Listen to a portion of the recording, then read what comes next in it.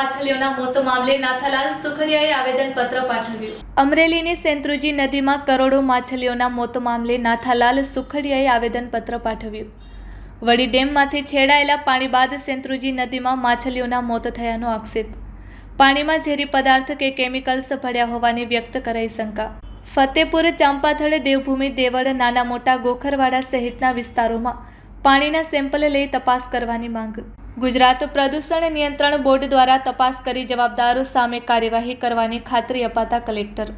પ્રદૂષિત પાણીથી પ્રકૃતિ અને વન્યજીવોને ખતરો ઊભો કરનારા તત્વો સામે કાર્યવાહીની માંગ। Byte Nathalal Sukhadiya. Report by Sarfaraz Khokhar, Amreli.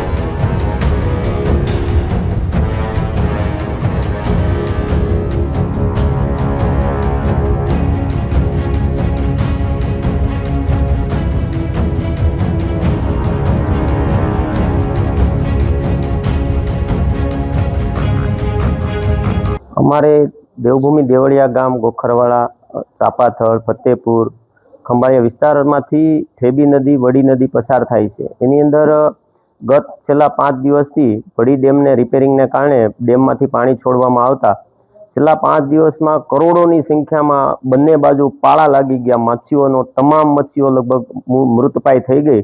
તો અમે આજરોજ જિલ્લા કલેક્ટરશ્રીને, માનનીય ધારાસભ્યશ્રી અને મંત્રી શ્રી કૌશિકભાઈ વેકરિયા અને સાંસદશ્રીને અમે લેખિતમાં રજૂઆત કરી કે ભાઈ આની અંદર કોઈ પણ પ્રદૂષણ કોઈના દ્વારા ઠાલવતું હોવાને કારણે, ઝેરી કેમિકલને કારણે આ પ્રાણી કુદરતી પ્રકૃતિનો નાશ થયો છે।